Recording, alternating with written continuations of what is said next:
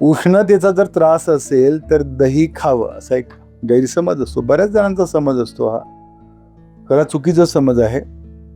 लक्षात ठेवा, आयुर्वेदशास्त्रानुसार दही हे उष्णवीर्याचं आहे. त्याच्यामुळे जर तुम्हाला उष्णतेचा त्रास असेल, पित्ताचा त्रास असेल किंवा रक्ताशी संबंधित कोणताही व्याधी असेल किंवा यकृताशी संबंधित एखादा विकार असेल आणि जर तुम्ही दही प्राशन केलेत आणि त्यात तिथे उन्हाळ्यात जर प्राशन केलेत ना, तर हे आजार बळावतात.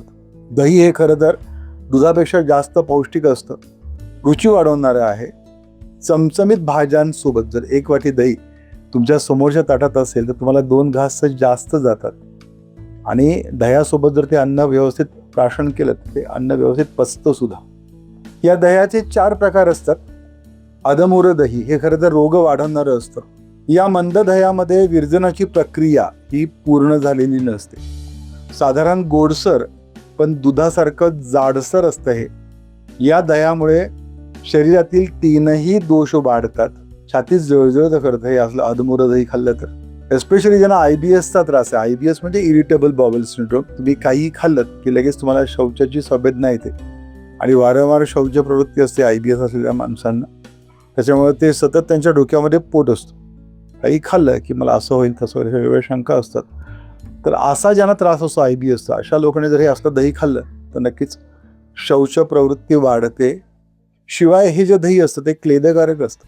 त्याच्यामुळे हे जर दही प्राशन केलं तर तुम्हाला मूत्र प्रवृत्तीचं प्रमाण वाढतं.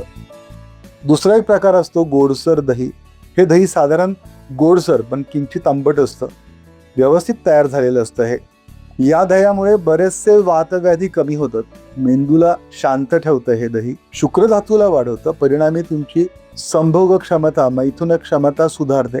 पण हे जर दही तुम्ही रोज सेवन केलं तर शरीरातील मेदधातू आणि कफदोष हा बळावतो, वाढतो. अजून एक प्रकार असतो दह्याचा, स्वादू आम्ल म्हणतात त्याला. गोडसर दह्यापेक्षा जास्त आंबट असतं हे. ताकासाठी खरं तर हे असलंच दही उत्तम असतं. या दह्यामध्ये प्रोबायोटिक्स जास्त असतात. परिणामी तुमची पचनसंस्था खूप चांगल्या पद्धतीने सुधारते. अति आंबट दही जे असतं, अजून एक प्रकार आहे दह्यातला अति आंबट दही, ते अपथ्यकारक असतं.